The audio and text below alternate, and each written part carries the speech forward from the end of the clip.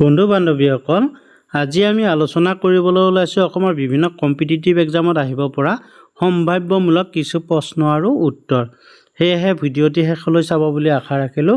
এতিয়া আমি আৰম্ভ কৰিব ওলাইছোঁ আজি প্ৰথমটি প্ৰশ্ন। প্ৰথমটি প্ৰশ্ন আছিলে মুদ্ৰা প্ৰৱৰ্তন কৰা প্ৰথম আহোম ৰজাজন কোন? ইয়াতে অপশ্যন 4টা দিয়া আছিলে। অপশ্যন ক আছে উদয়াদিত্য সিংহ, অপশ্যন খ আছে চক্ৰধ্বজ সিংহ, অপশ্যন গ আছে জয়ধ্বজ সিংহ, অপশ্যন ঘ আছে ৰত্নধ্বজ সিংহ। ইয়াৰে শুদ্ধ উত্তৰটি হৈছে অপশ্যন গ শুদ্ধ উত্তৰ জয়ধ্বজ সিংহ। মুদ্ৰা প্ৰৱৰ্তন কৰা প্ৰথম আহোম ৰজাজন হৈছে জয়ধ্বজ সিংহ। এতিয়া আমি আগবাঢ়িছোঁ আজি আন এটি প্ৰশ্নলৈ। কোচবিহাৰৰ মুছলিম দৰ্জীজনৰ নাম কি যি শংকৰদেৱৰ শিষ্য আছিল? ইয়াতে অপশ্যন 4টা দিয়া আছিলে। ক আছে আলিমেছ, অপশ্যন খ আছে কবিৰ, অপশ্যন গ আছে চানখাই, অপশ্যন ঘ আছে ইছমাইল ছিদ্দিক। ইয়াৰে শুদ্ধ উত্তৰটি হৈছে অপশ্যন গ চানখাই শংকৰদেৱৰ শিষ্য আছিল। এতিয়া আমি আগবাঢ়িছোঁ আজি আন এটি প্ৰশ্নলৈ। 1994 চনত কোনজন আহোম ৰজাই তেওঁলোকৰ ৰাজধানী শিৱসাগৰৰ পৰা যোৰহাটলৈ স্থানান্তৰ কৰিছিল? ইয়াতে অপশ্যন 4টা দিয়া হৈছিলে। অপশ্যন কত আছে চন্দ্ৰকান্ত সিংহ, অপশ্যন খত আছে কমলেশ্বৰ সিংহ, অপশ্যন গত আছে লক্ষ্মী সিংহ, অপশ্যন ঘত আছে গৌৰীনাথ। ইয়াৰে শুদ্ধ উত্তৰটি হৈছে অপশ্যন ঘ শুদ্ধ উত্তৰ গৌৰীনাথ। গৌৰীনাথ কি আছিলে? 1994 চনত গৌৰীনাথ আহোম ৰজাই তেওঁলোকৰ ৰাজধানী শিৱসাগৰৰ পৰা যোৰহাটলৈকে স্থানান্তৰ কৰিছিল। এতিয়া আমি আগবাঢ়িছোঁ আজি আন এটি প্ৰশ্নলৈ। মাধৱ কন্দলী কোন ৰজাৰ পৃষ্ঠপোষক আছিল? ইয়াতে অপশ্যন 4টা দিছিলে। অপশ্যন ক আছে মহামাণিক্য, অপশ্যন খ নৰনাৰায়ণ, অপশ্যন গ ৰুদ্ৰসিংহ, অপশ্যন ঘ গদাধৰ সিংহ। ইয়াৰে শুদ্ধ উত্তৰটি হৈছে অপশ্যন ক শুদ্ধ উত্তৰ মহামাণিক্য। মহামাণিক্যৰ মাধৱ কন্দলী কি আছিল? মহামাণিক্য ৰজাৰ মাধৱ কন্দলী পৃষ্ঠপোষক আছিল। এতিয়া আমি আগবাঢ়িছোঁ আজি আন এটি প্ৰশ্নলৈ। হিউৱেন চাঙে কেতিয়া অসম ভ্ৰমণ কৰে? ইয়াতে অপশ্যন 4টা দিয়া আছিলে। অপশ্যন কত আছে 616 খ্ৰীষ্টাব্দ, অপশ্যন খত আছে 628 খ্ৰীষ্টাব্দ, অপশ্যন গত আছে 640 খ্ৰীষ্টাব্দ, অপশ্যন ঘত আছে 644 খ্ৰীষ্টাব্দ। ইয়াৰে শুদ্ধ উত্তৰটি হৈছে অপশ্যন গ শুদ্ধ উত্তৰ 640 খ্ৰীষ্টাব্দত হিউৱেন চাঙে অসম ভ্ৰমণ কৰিছিল। এতিয়া আমি আগবাঢ়িছোঁ আজি আন এটি প্ৰশ্নলৈ। কোন বছৰত অসম সম্পূৰ্ণৰূপে ব্ৰিটিছ সাম্ৰাজ্যৰ অন্তৰ্ভুক্ত হয়? অপশ্যন কত আছে 1826, অপশ্যন খত আছে 1830, অপশ্যন গত আছে 1834, অপশ্যন ঘত আছে 1838। ইয়াৰে শুদ্ধ উত্তৰটি হৈছে অপশ্যন ঘ শুদ্ধ উত্তৰ 1838 চনত ব্ৰিটিছ সাম্ৰাজ্যৰ অন্তৰ্ভুক্ত হয়। এতিয়া আমি আগবাঢ়িছোঁ আজি আন এটি প্ৰশ্নলৈ। ফুলগুৰি বিদ্ৰোহৰ সময়ত হত্যা কৰা ব্ৰিটিছ বিষয়াজনৰ নাম কি আছিল?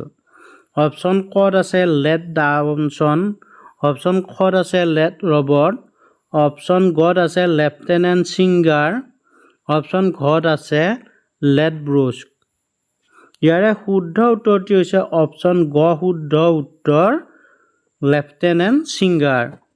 এতিয়া আমি আগবাঢ়িছোঁ আজি আন এটি প্ৰশ্নলৈ। লাচিত বৰফুকনৰ জ্যোতিষীজনৰ নাম কি আছিল? অপশ্যন কত আছে গৌৰীনাৰায়ণ গোহাঁই, অপশ্যন খত আছে কালিকা বৰুৱা, অপশ্যন গত আছে অচ্যুতানন্দ দলৈ, অপশ্যন ঘত আছে সত্যনাৰায়ণ। ইয়াৰে শুদ্ধ উত্তৰটি হৈছে অপশ্যন গ অচ্যুতানন্দ দলৈ। লাচিত বৰফুকনৰ জ্যোতিষীজনৰ নাম আছিল অচ্যুতানন্দ দলৈ। ইয়াৰে শুদ্ধ উত্তৰ হৈছে অচ্যুতানন্দ দলৈ। এতিয়া আমি আগবাঢ়িছোঁ আন এটি প্ৰশ্নলৈ। হিউৱেন চাঙৰ মতে কামৰূপৰ পৰিধি আছিল তলত উল্লেখ কৰা অপশ্যন কেইটাৰ ভিতৰত কোনটো আছিল সুধিছিলে প্ৰশ্নত অপশ্যন ক'ত আছে 1700 মাইল অপশ্যন খত আছে 1900 মাইল অপশ্যন গত আছিলে 2000 মাইল অপশ্যন ঘত আছিলে 2300 মাইল ইয়াৰে শুদ্ধ উত্তৰটি হৈছে অপশ্যন ক শুদ্ধ উত্তৰ 1700 মাইল এতিয়া আমি আগবাঢ়িছো আজি আন এটি প্ৰশ্নলৈ তুংখুঙীয়া বুৰঞ্জী কাৰ দ্বাৰা লিখা হৈছিল ইয়াতে অপশ্যন চাৰিটা দিছিলে অপশ্যন ক গোপাল চন্দ্ৰ বৰুৱা অপশ্যন খত আছে কাশীনাথ তামুলী ফুকন অপশ্যন গত আছে হেমচন্দ্ৰ গোস্বামী অপশ্যন ঘত আছে শ্ৰীনাথ দুৱৰা বৰবৰুৱা ইয়াৰে শুদ্ধ উত্তৰটি হৈছে অপশ্যন ঘ শুদ্ধ উত্তৰ শ্ৰীনাথ দুৱৰা বৰবৰুৱা আছিল তুংখুঙীয়া বুৰঞ্জী লিখক এতিয়া আমি আগবাঢ়িছো আজি আন এটি প্ৰশ্নলৈ কোচ ৰাজকুমাৰী মংগলা দেৱীক বিয়া কৰোৱা আহোম ৰজাজনৰ নাম কি ইয়াতে অপশ্যন চাৰিটা দিছিল অপশ্যন কত আছে উদয়াদিত্য সিংহ অপশ্যন খত আছে চক্ৰধ্বজ সিংহ অপশ্যন গত আছে জয়ধ্বজ সিংহ অপশ্যন ঘত আছে প্ৰতাপ সিংহ ইয়াৰে শুদ্ধ উত্তৰটি হৈছে অপশ্যন ঘ কোচ ৰজাৰ ৰাজকুমাৰী মংগলাক বিয়া কৰোৱা আহোম ৰজাজনৰ নাম আছিলে প্ৰতাপ সিংহ এতিয়া আমি আগবাঢ়িছো আজি আন এটি প্ৰশ্নলৈ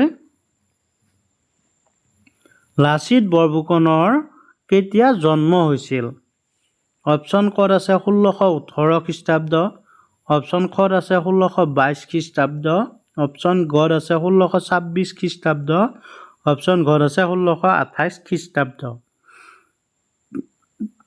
ইয়াৰে শুদ্ধ উত্তৰটি হৈছে অপশ্যন খ 1622 খ্ৰীষ্টাব্দত লাচিত বৰফুকনৰ জন্ম হৈছিল এতিয়া আমি আগবাঢ়িছো আজি আন এটি প্ৰশ্নলৈ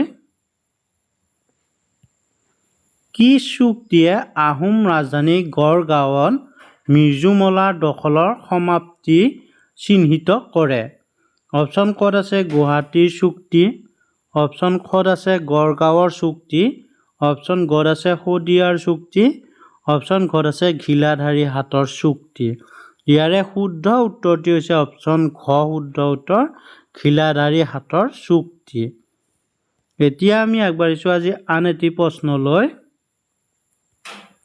কোনজন বুঢ়াগোহাঁয়ে নিজে আহোম ৰজা হোৱাৰ প্ৰস্তাৱ দুবাৰকৈ নাকচ কৰে অপশ্যন কত লালুকখোলা বুঢ়াগোহাঁই অপশ্যন খত আতন বুঢ়াগোহাঁই অপশ্যন গ ৰুচিনাথ বুঢ়াগোহাঁই অপশ্যন ঘত আছে ঘনশ্যাম বুঢ়াগোহাঁই ইয়াৰে শুদ্ধ উত্তৰটি হৈছে অপশ্যন খ আতন বুঢ়াগোহাঁই আতন বুঢ়াগোহাঁয়ে নিজে আহোম ৰজা হোৱাৰ প্ৰস্তাৱ দুবাৰকৈ নাকচ কৰিছিল এতিয়া আমি আগবাঢ়িছো আজি আন এটা প্ৰশ্নলৈ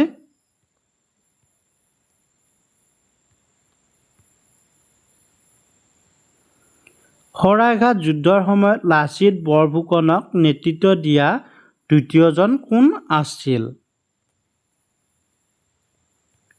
অপশ্যন কত আছিলে শুক্লাহুদা বুঢ়াগোহাঁই অপশ্যন খত আছে চেংমুন বুঢ়াগোহাঁই অপশ্যন গত আছে ৰুচিনাথ বুঢ়াগোহাঁই অপশ্যন ঘত আছে আতন বুঢ়াগোহাঁই ইয়াৰে শুদ্ধ উত্তৰটি হৈছে অপশ্যন ঘ আতন বুঢ়াগোহাঁই